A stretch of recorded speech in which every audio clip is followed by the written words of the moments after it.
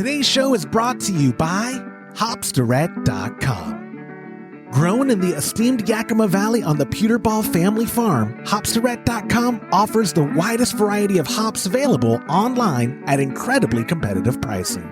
It's simple. They grow hops, they sell hops, and they ship hops straight from their family-owned farm to your doorstep.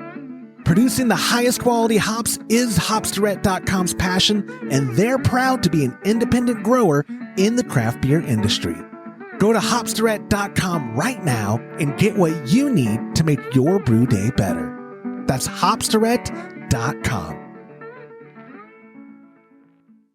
Today's show is brought to you by Imperial Yeast. You hear us gushing over Imperial Yeast all the time, and that's because their yeast performs for us in every batch that we brew. Imperial Yeast is adored by commercial breweries and home brewers alike. Their pitch-right pouches are jam-packed with over 200 billion fresh yeast cells, guaranteed to deliver flawless, fast fermentations every time. Imperial Yeast strains are grown by a team of pro brewers and home brewers who live to help other brewers learn more and ferment better. Join any recipe receiving tier of our Trub Club and get a free upgrade to premium Imperial Yeast with every recipe kit that ships out to you. Learn more at homebrewhappyhour.com/club and come brew with us.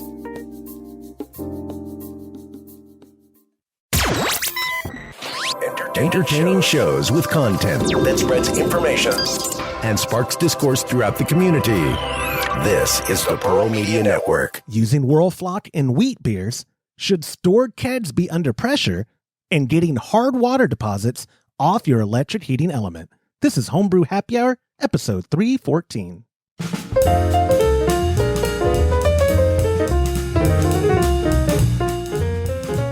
Almost missed it. Hey, welcome back to another episode of the Homebrew Happy Hour. This is the show where we supply the answers to your homebrewing questions and discuss all things related to craft beer. If you have a question you'd like us to discuss on a future episode, go to homebrewhappyhour.com, click on that submit a question link at the top of the page, or now you can call or text them into 325-305-6107. I am one of your hosts, Joshua Stubing, joined as always by my co-host. First, he's the director of operations at cmbecker.com down there, Mr. James Carlson, as well as the president and chief keg washer of kegconnection.com. The soon vacationing, I'm pretty sure he's already checked out because I've been getting his out of office all day, Mr. Todd Burns. Gentlemen. Oh, I love it. I forgot to put my... your vacation hat, my cruising cap on. I love it. You still, I should have worn my skipper shirt. I've worn it a couple of times since we did episode 300 and before we did the other like Gilligan special episode, and very few people pinged me to tell me, hey man, I caught on to what you're doing. I was like, yeah. Thank you, right? Yeah, thank you for I mean, it's pretty hard to ignore this bad boy though. It is. I like it. You've got to wear it on the cruise now. You have to. Oh gosh, that would be great. You know what would be really funny is if I dressed up a little bit and wore it, I wonder if people would think I was a captain. That's what I was going to say. Be like Michael Scott. Michael. I was just about to say that. On the booze cruise. Hey, Captain Burns, nice to meet you. Captain Burns. They're going to throw you off the sir. There's only one captain. To the gully. They might let you steer the boat. Yeah, they might. That's right. I'll just walk in the bridge. Yeah, that's right. Just walk in the bridge that they set up for the kids for photo opportunities. Yes. I'm going to walk in the bridge and go, how's it going, number 2? It's so whack. You are leaving tomorrow for your destination. I like the DJ look because you're taking you don't want to wear it the whole show. You're that quick to abandon a bit. Have you not? No, I've been keeping up this bit for 15 years with you, and you give up yours in 15 seconds. Ugh. Yeah. You leaving tomorrow. I just keep looking at how ridiculous I look in the screen. The trick, Todd, is I don't look at myself on the screen. That's why I can get by with wearing what I wear. I did change it up. If you've noticed, I haven't had the purple hat in a long time, guys. I just we don't want to say anything. We really like you without the purple hat. We like you better as a person without the purple hat. Beanies are okay. It's not too Austin hipster. I'm so used to it, and it is winter. I mean, if you wear it in the middle of the summer in Texas, I may start questioning you. You Call him guys, Tim Cook. yeah, right. I didn't believe weather.com. It said y'all were in the mid to high 80s yesterday when we were in the mid 70s. 84. What happened? How y'all are always colder than us usually. What y'all just had a weird heat wave come through. It's been crazy. That's super weird. Right now it says it's at 57 here in San Marcos. I don't have y'all's weather It's about report. that here. Okay. Windy. That's a bizarre, 30 degrees swing in a day for y'all. And yeah, the wind is here too. Anyways, yeah, Todd is going to be gone. That means next week it's just going to be James and I. I'm assuming James will do the show with me. And we're still fielding questions. I'll actually be up there at headquarters all week. I'll be there Monday through Friday, and we'll probably record. Oh yeah, the other side. I can record from Todd's office. He's gone. That's what we'll do. I'll be in Todd's office. You'll be in yours. We'll make it work. One time I think I had to be in the brew room. We're also, James and I are going to film the experimental overnight mashing that we talked about for our YouTube channel at youtube.com/homebrew happy hour, which if you're watching the video, that's where you're at right now. If you're an audio only listener, go subscribe to us at youtube.com/homebrew happy hour. We'd appreciate that. What else?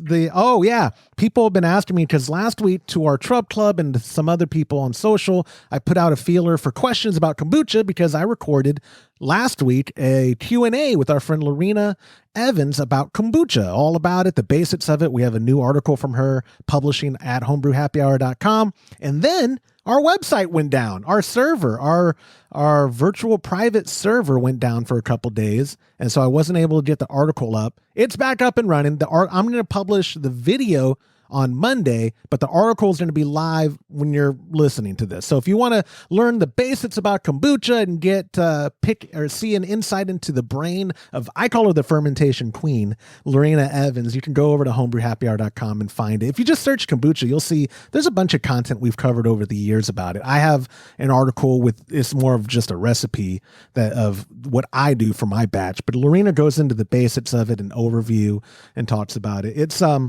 I have found, Todd, this with New Year resolutioners doing Google searches, a lot of low ABV or non-alcoholic or sugar alternative beverages are like skyrocketing in search popularity. Oh yeah. There's a lot of I read the other day that a lot of bars are really fighting each other, trying to get the best mocktail for the month. Mocktail? I've never even heard of that. It's just a non-alcoholic cocktail. Because it's dry January, obviously, that they're trying to compete to gain people that are doing dry January with mocktails. But for Todd Burns, it's dry-ish January because I know the second you step on the cruise ship, you are getting a beverage in your hand. I know you. I am not drinking any alcohol in the United States.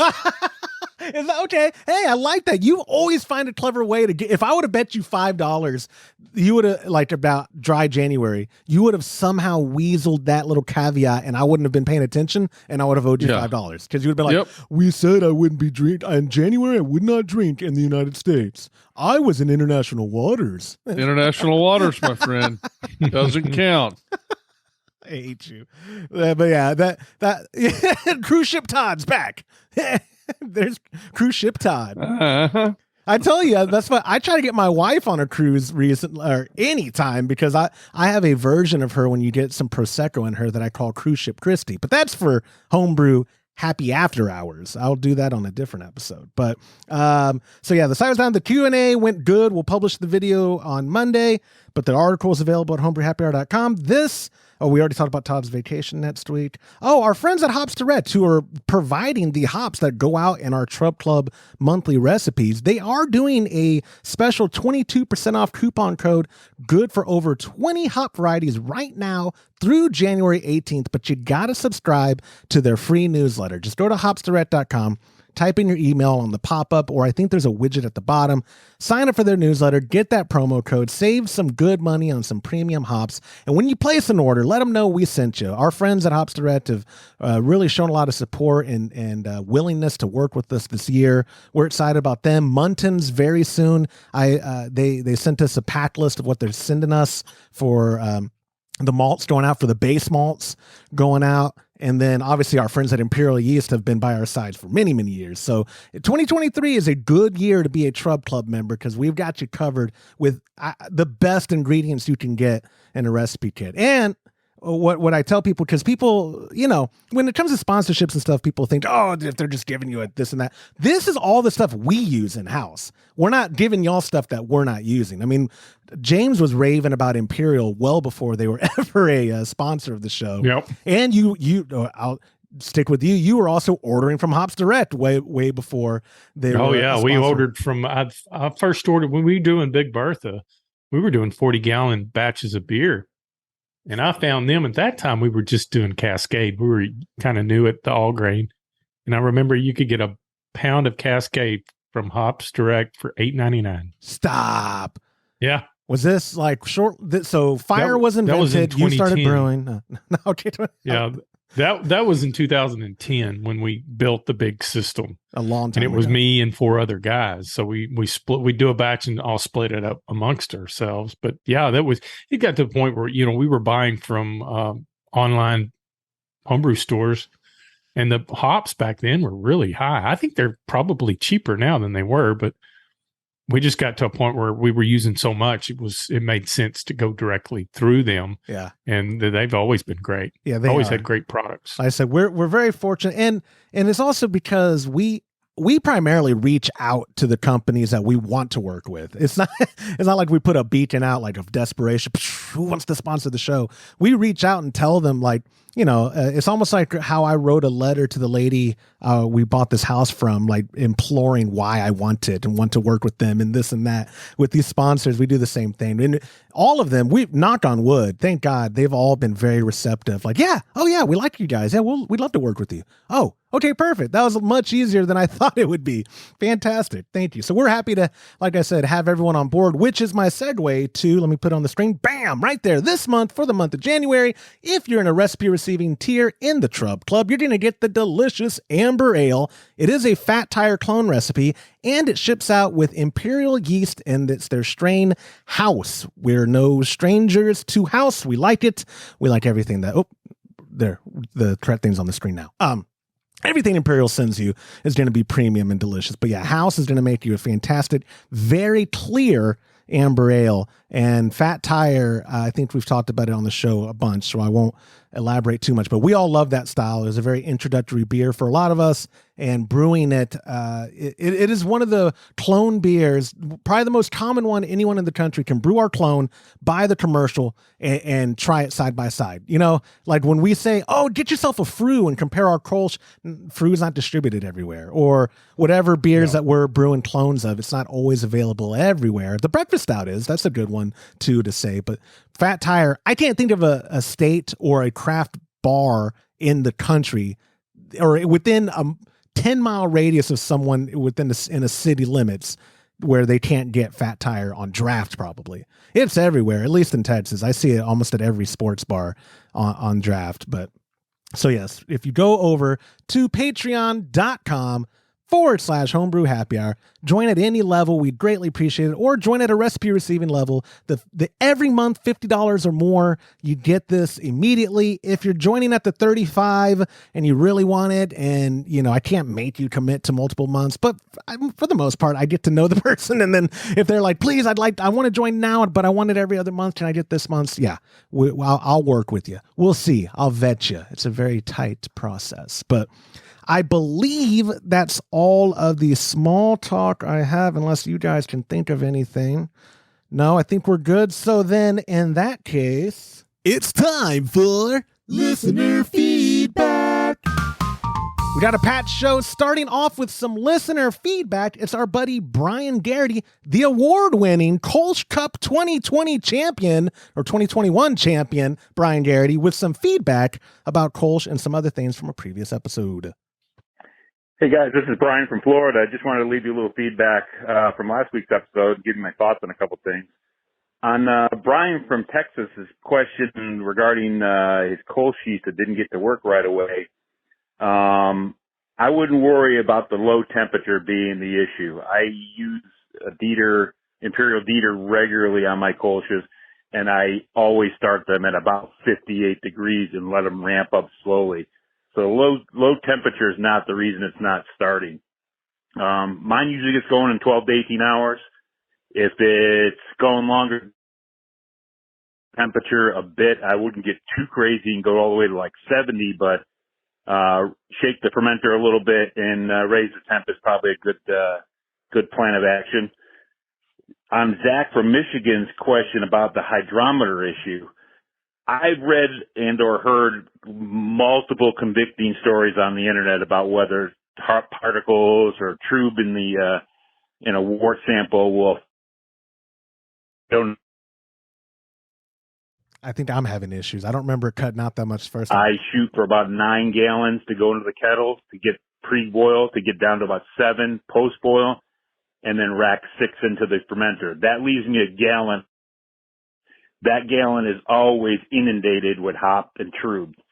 I decant that into a Rubbermaid 1 gallon pitcher and I put it in my refrigerator for at least a few hours, if not till the next morning. And at that point, you will have crystal clear wort sitting on top of it. You can make multiple hydrometer readings with.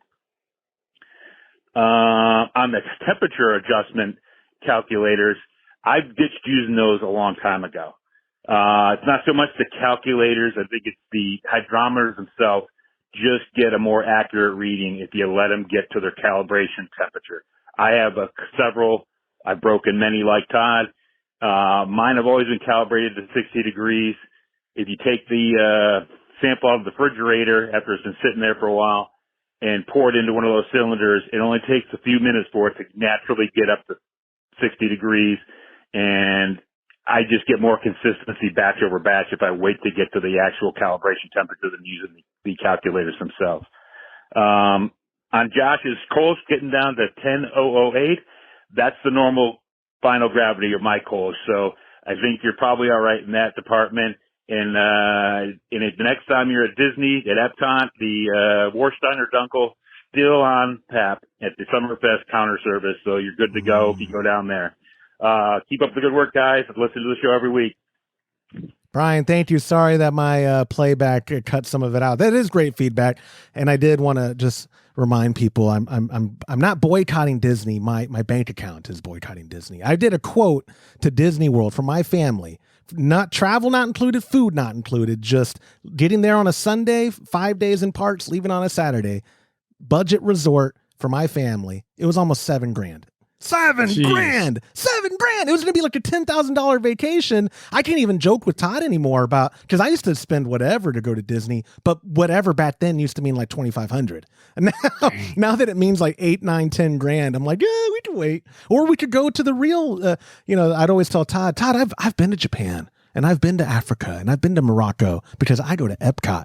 No, I could probably go to those places for real for less now than it could get to Disney World. Yeah, you could probably go to several of them. Yeah, that's right. Yeah, I could do well, you do have a big family, though. I do. Well, that's why. Yeah, that's why it costs so much. We had to get a family suite now at Disney, and they have a sliding scale of pricing and a whole slew of things. But thank you for the feedback, Brian. That Vorsteiner Dunkel on tap. Whoo, it's good. All Vorsteiner. You just had one too many kids. That's the problem. I think if you had 4 people, you could get in a lot cheaper, right? Absolutely. I blame Hannah, my 5-year-old. It is her fault. It's her fault. Actually, it's Christy's fault because, never mind. Let's not go into that. Let's go ahead and get, what's the first question? Yeah, we do have 3 questions for this week because I'm trying to get Mr. Burns off on vacation. Our first question is a voicemail from our buddy Christian from Ohio. Hello, James, Josh, and Todd. This is Christian from Ohio. I've been brewing for about 2.5, 3 years now. Started all with a kit from the wife, 1 gallon. Now I'm up to 10 gallons and using coolers. Haven't really had a problem. Beer tastes great. Even making crystal clear seltzers for my wife to mimic White Claw. She loves it, so all is good. I discovered you all about a year or so ago. There's a lot of episodes. I've caught up on all of them, especially while I was on my military deployment. With any downtime, I was able to listen, and I really appreciate all you do. I've learned a lot through that.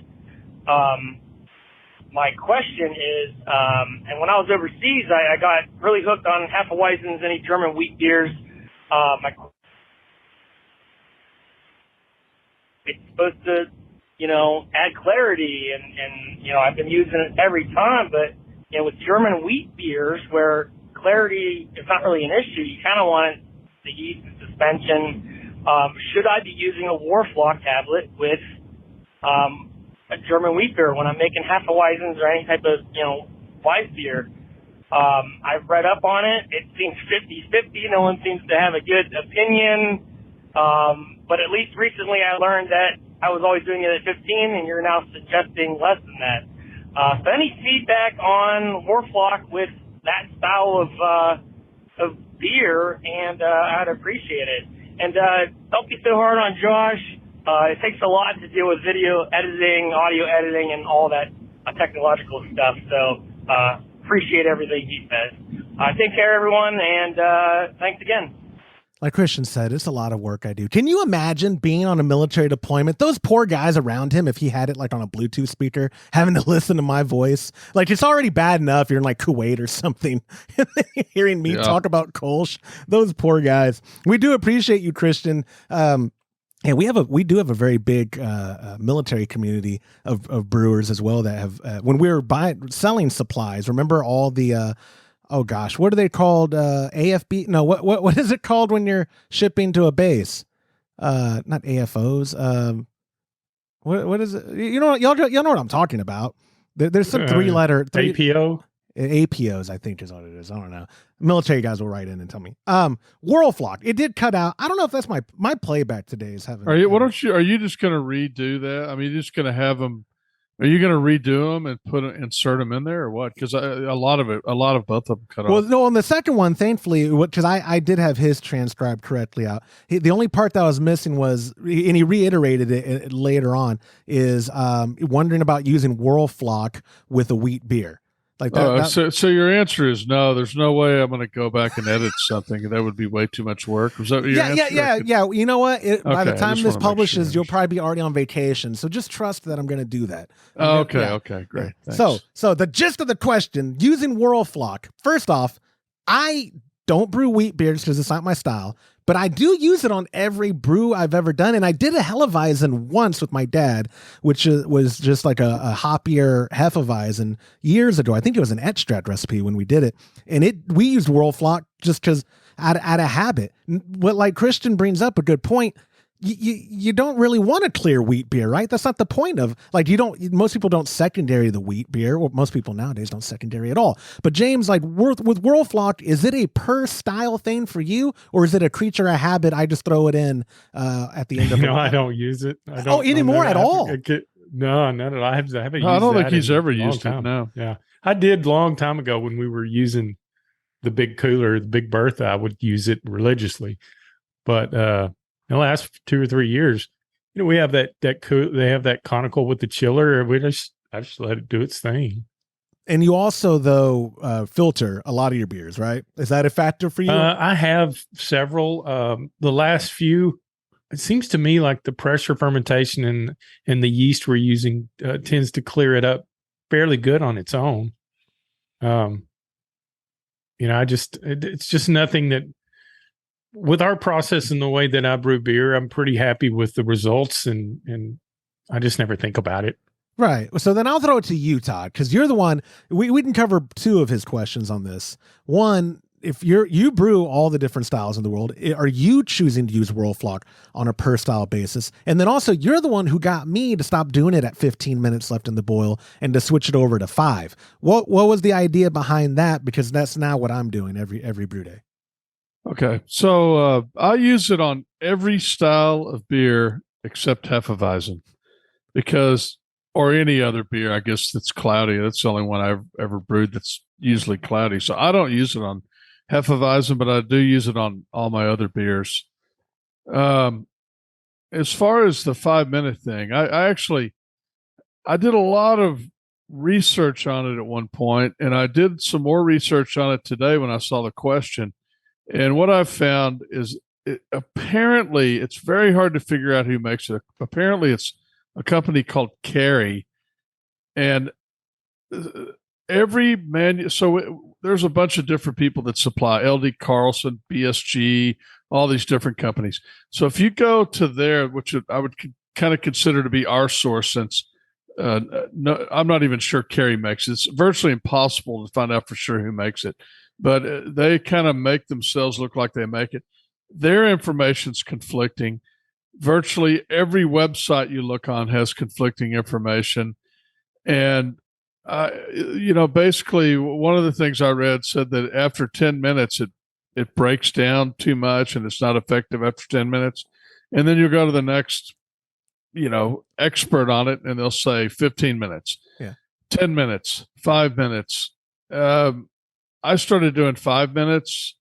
I don't know that I could really tell a difference. I think it's one of those things that I don't know that anybody really knows the answer to it. I wish somebody could scientifically find out for sure who makes it, reach out to them and get a real answer, because I think that any answer that anybody gives me is suspect, because I absolutely cannot find out what the true manufacturer says.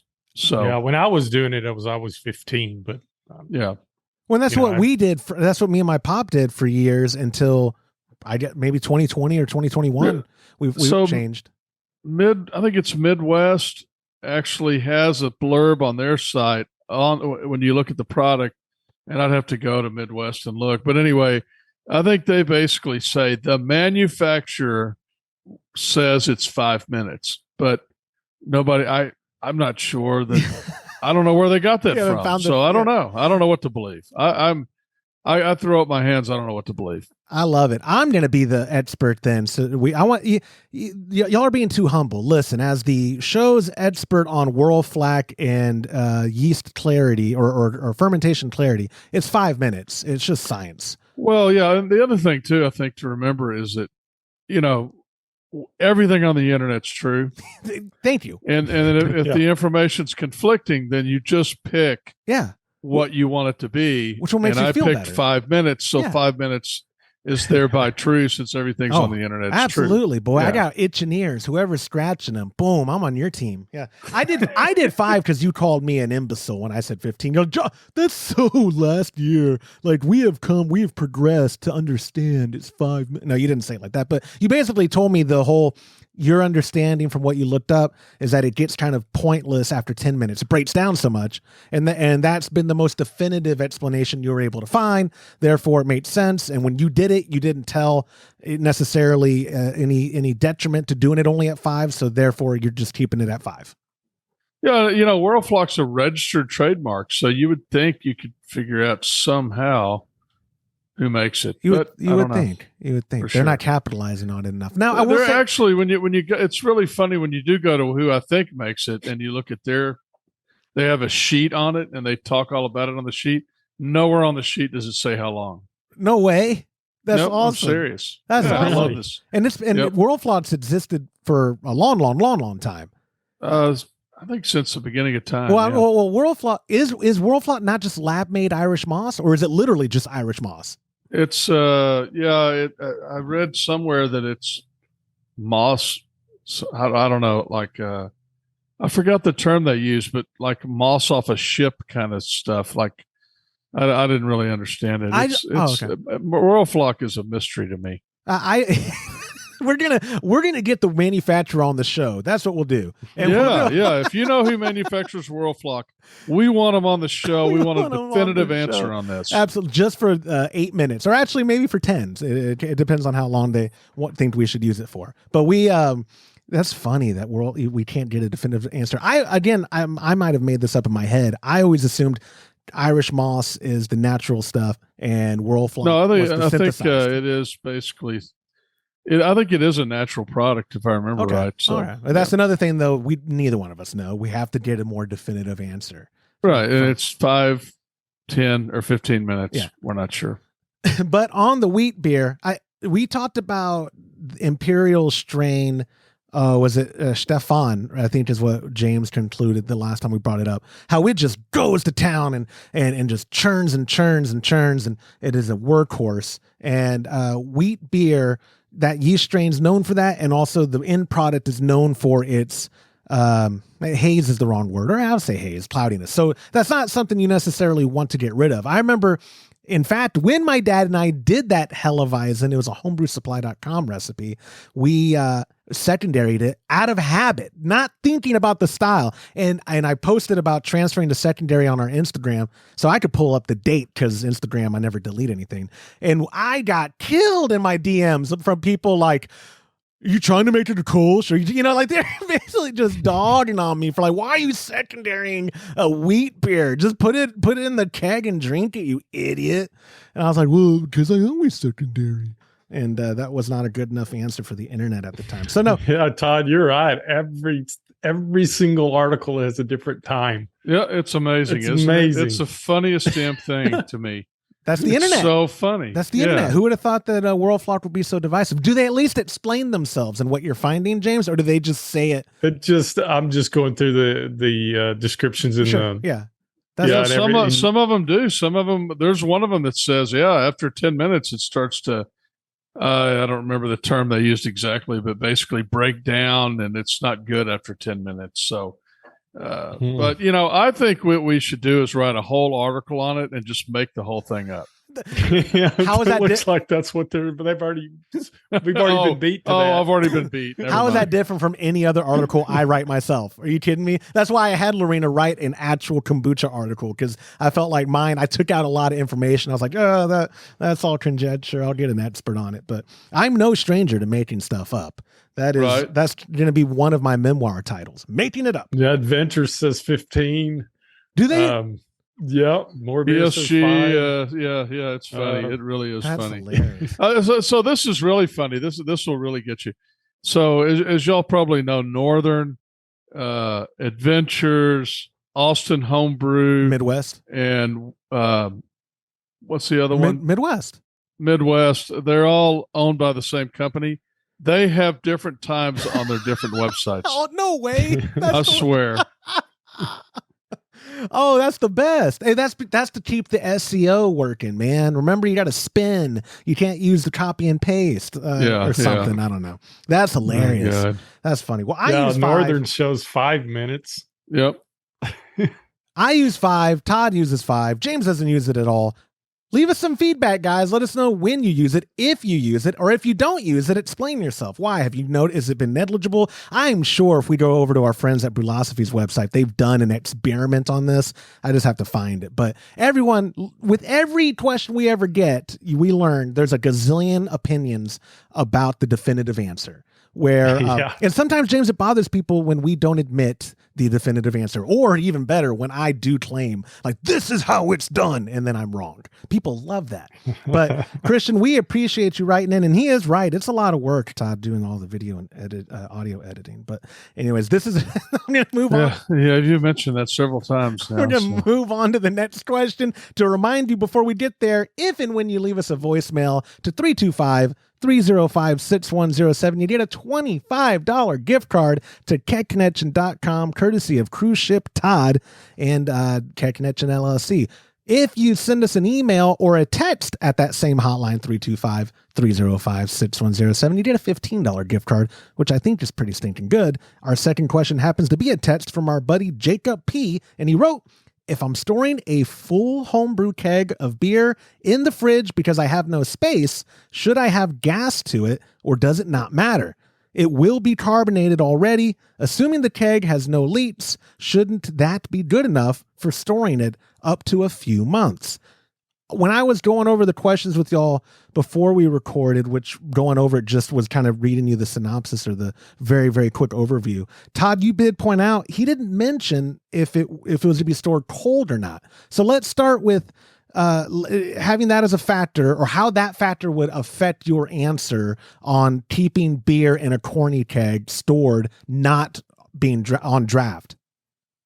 I mean, I would store it cold. I think, I think you're a lot better off the colder you can store it. Obviously, you don't want to freeze it, but although I have, I would store it cold, and I would, storing it on carbonation is great. I mean, if it carbonated first, you're probably even if you didn't carbonate it and you stored it for a while, you're probably going to have some carbonation in there because it produced some when it was made, but Yep. and will probably continue to produce a tiny bit more. But yeah, I would carbonate it and store it cold.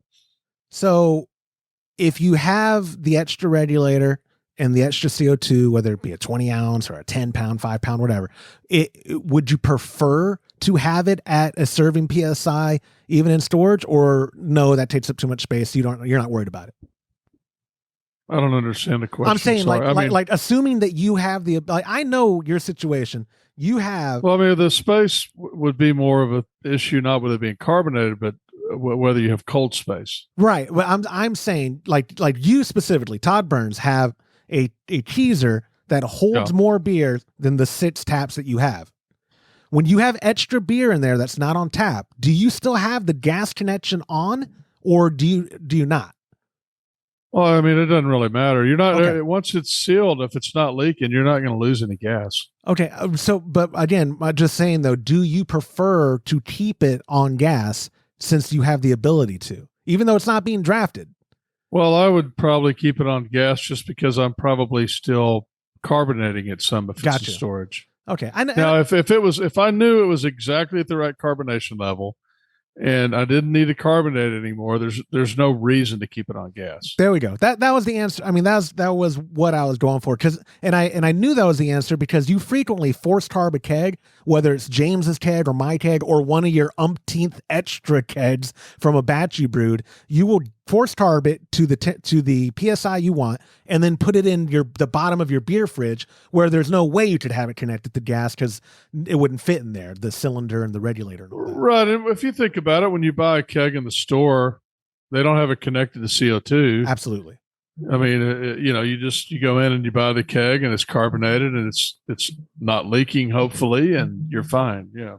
I would suspect though, Jacob, talking about storing a keg up for a few months. It's probably like I only reached out to him to give him his gift card.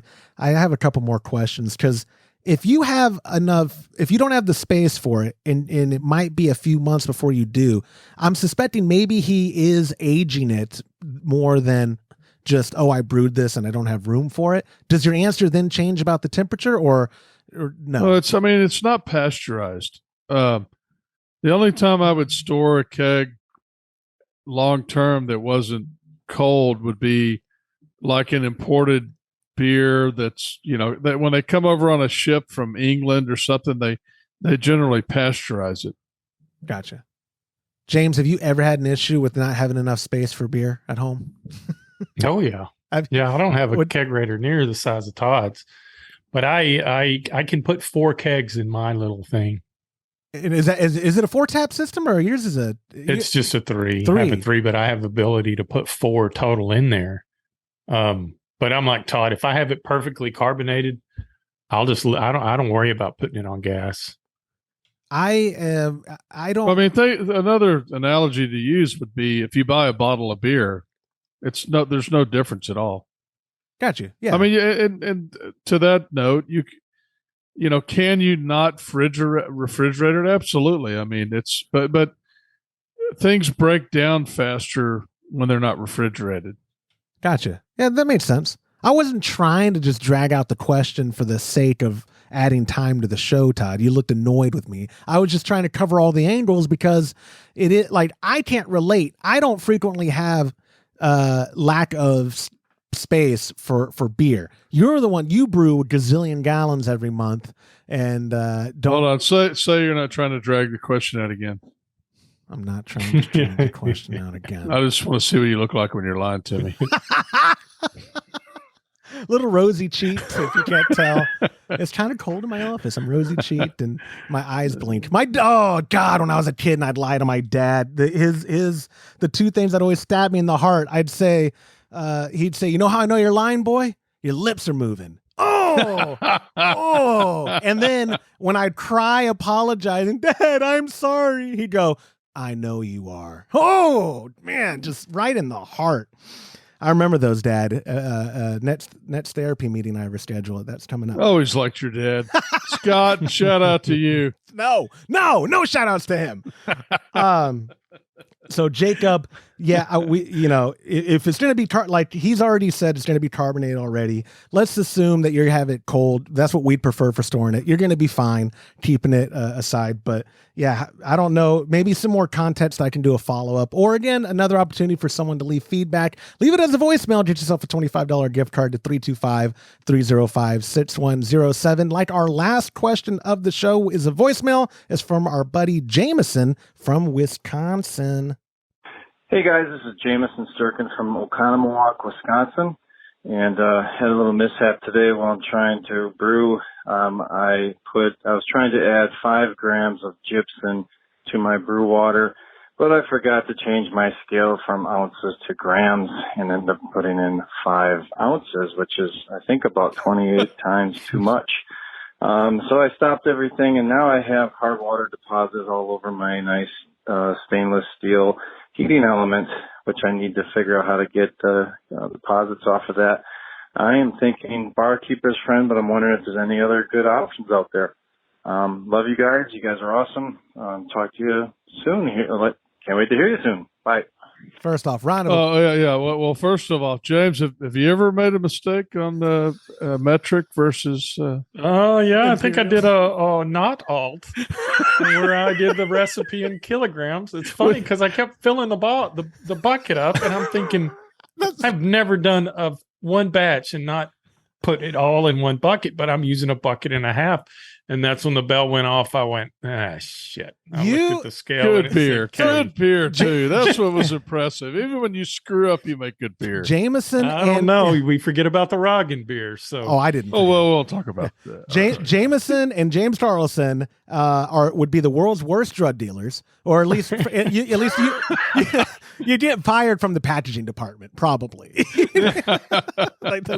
You did off the assembly line. I have a buddy of mine who I sent him a photo of me bagging hops, and he was like, "Oh, I use that same machine for cannabis." I was like, I know I've got job security in the future, Todd. If this whole thing doesn't work out, I'm getting into the black market cannabis industry.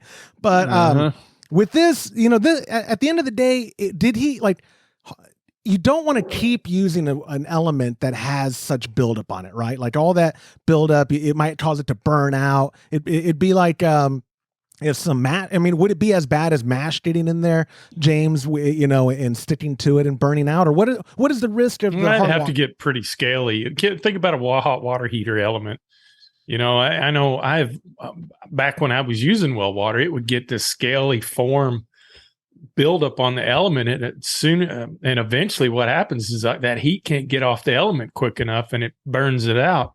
But I tell you what I use is a red Scotch Brite, and it won't. That can't damage it. It'll just get the deposits off. Yeah, it works. I mean, if you scrub on it long and hard enough, you could, technically, I guess you can, but it seems to work really good for cleaning after a brew day. And you're using that. I mean, I think I'm going to make an assumption. You let it soak, and we use Brew Clean at headquarters because Todd put all that time and money into developing it 10, 12 years ago. But it's a fantastic product that really does, for beer stone especially. It's my favorite thing ever. You watch the beer stone just crumble after 10 minutes in good hot water and some Brew Clean. But so you're letting the element, you're taking it off. Obviously it's unplugged at this point. You're soaking it, or you just leave it in the unit because you can see yours. Yeah, I'll clean it in the unit. I have pulled it out in the past, but I just scrub it inside the kettle. That's easy peasy. Todd, with you, I mean, is there anything different you do? Is there normal maintenance on the heating elements y'all recommend, or is it just as need basis? I clean mine I clean it every time I brew it. Even though I use RO water, it still gets buildup on it. Even not as much in the hot liquor tank, obviously, as the boil. The boil, you're always going to get a bunch of stuff on it. But, I use those, you were talking, the stainless steel. Scotch Brite? I don't know what you call them. They're just scrubbers, like dish scrubbers. Stainless steel scrubber, yeah. Oh, yeah, you had bought a ton at one point. They look like a Brillo pad, but they're stainless steel. Right. Yeah, I'll see. I'll look on Amazon and see if I can find it. You were sending them out with the initial adopters of the Brautalk because you were just like, this is the best way to clean these kettles, using this and the brew clean. And I think you were right. Like I have one too. You sent me home with a couple, and they didn't have a name on them, but they work very well. Yeah, they're called on Amazon. They call them stainless steel sponges or stainless steel scouring pads, and they don't. I don't know what the deal is with them, but they don't scratch. You can actually rub your kettle with it. Now, if you rubbed it really hard, maybe, but for the most part, they don't scratch. They're very inexpensive, and they work great for that. So. Yeah, the key part for me, very inexpensive. Oh, I got to get a scale for you too. So I should look up weed scale. You think that's the best one? You're getting me a scale? Yeah. Remember, we needed a new scale. We do need a new. On Amazon, type in. Weed is pejorative, and again, that same buddy told me that because I'd be like, "Oh, weed heads," and he'd be like, "It's cannabis, sir." Okay, like, oh, sorry, cannabis head. If you look at that's derogatory. What did you say? Weed is viewed as a pejorative now. Like it's like marijuana. I was told is a pejorative for cannabis. I don't know. I don't make up the rules, man. I just say something, someone gets offended, and then they tell me. Hold on, let me look up pejorative. Oh, pejorative is like derogatory. Mm-hmm. Okay, why don't you just say pejorative? Because pejorative is specific to the context. If you're using a word like that, it's expressing contempt or disapproval. Yeah, so people that's BS. People also. Well, I also learned recently, cop is a pejorative for police officer. I didn't know that. I never use it as a pejorative. I don't think it's pejorative. It's subjective at best. Pejorative. Everything nowadays. I take it as a pejorative when Brian in his feedback earlier said trube and not trub. I take offense to that, pal. We're not. Yeah. Every time Lorena wants to rib me, she'll be like, "Oh, the Trube Club." Like, stop it, Lorena. The Trube Club. You know we're the Trub Club. You know we are. Anyways, back to Jameson's question. This is why, guys, I don't mess with water profiles. I can't mess up the measurements of my water calculations if I just use the glacier water that I fill up at the Walgreens down the street. I'm about to. One of my early projects, my father-in-law just sent me the invoice for what it's going to cost. I'm going to put a water RO system and a sink in my garage, guys. That's going to be a project coming up. That'll be fun. That'll make brew days a lot more convenient for me, having an actual running water source that's not my outdoor hose anymore. I'm looking forward to that. That's awesome. And the RO is the more important thing. I'm not good at math, but I think it's going to pay off sooner than later because they went up from $1.75 to $2.50 for 5 gallons. And I almost always get 20 every time I go. And so I think the RO is costing me like $1.70 after everything. So I think it'll pay for it. Yeah, they're not expensive. I've got 3 different systems just at my house. So yeah. You do. It's so fun. Like that, you have an RO in your sink at the barn. You have an RO at the brew station at the barn. You have an RO at your home at the ranch. So yeah. And then and then obviously at the brew room, all you'll use is RO there as well. But kidding aside, yeah, Barkeeper's Friend is a great product. It will work fine. I believe that's what he followed up, and that is what he ended up using. I keep a ton of brew clean on hand because I use so much of it if I'm having to clean out kegs or faucets or like the event faucets. I just did a deep clean the other day of those because I forgot when I was testing the Kolsch, I didn't really rinse them well. And you know how easy any faucet sticks when you leave it sitting long enough with beer in it. So, right. So Brewer's Friend's a great product for that. And like James said, Todd, will you send me the link to the Amazon listing so I can put it in the show notes for that scrub? Sure. About? Yeah. I'll look it back up. Yeah. I'm looking up, cannabis skills right now. Okay, so when you're done looking up the weed, pothead, Mary Jane, reefer madness scales. Because I figure, we want real good accuracy with our hops, and I figure people that sell cannabis probably want really good accuracy, right? Yeah, that's another feedback. We won't narc on you. Call 325-305-6107 and tell us what scale you use for selling your. So funny. Yeah. So funny. Pothead LLC. Pot Connection. I'll look that up. Or Cannabis Connection. That's got to be taken. Anyway, hope we answered your question. As always, we welcome your feedback in voicemail form, preferably, so I can give you a $25 gift card. You can always leave it at 325-305-6107. That does wrap up the show, guys. Todd, please enjoy your vacation. I know you won't be thinking of us, so I won't even tell you don't think about us. All right, I'm ready to take off. I'll see you later. Cruise later. ship, Todd. We'll catch you later. James, I'll see you on Monday, man. See you.